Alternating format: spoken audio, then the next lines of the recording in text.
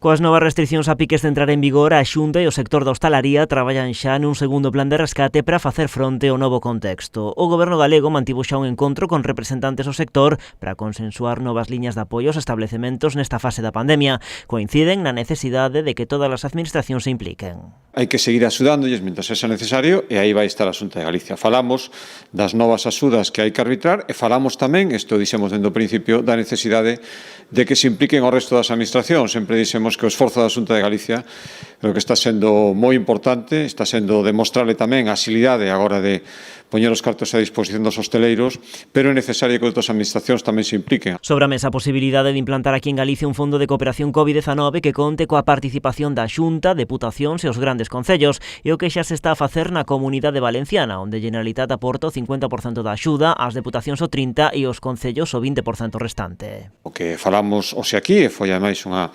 proposta aos propios hosteleiros, é que todas as administracións nos juntemos e fagamos o que chamamos un plan de cooperación para que todas as cantidades que poidan aportar todas as administracións teñan unha tramitación sinxela, como se está facendo en Valencia, por outra parte, donde o Goberno autonómico, a Generalitat Valenciana, as 3 diputacións e os concellos desa comunidade autónoma se xuntaron para simplificar a tramitación, aunar esforzos e que, por lo tanto, multiplicar os resultados. O modelo convence tamén o sector que coincide coa Xunta na necesidade de que as administracións fagan fronte común para suavizar o impacto das restricións. O que vamos a propoñer é ese modelo Valencia, unha búsqueda de sinerxias entre o resto das administracións con cantidades de o 50% a Xunta de Galicia, o 30% ás diputacións e o 20% por parte dos concellos. É hora de que as administracións de unha vez por todas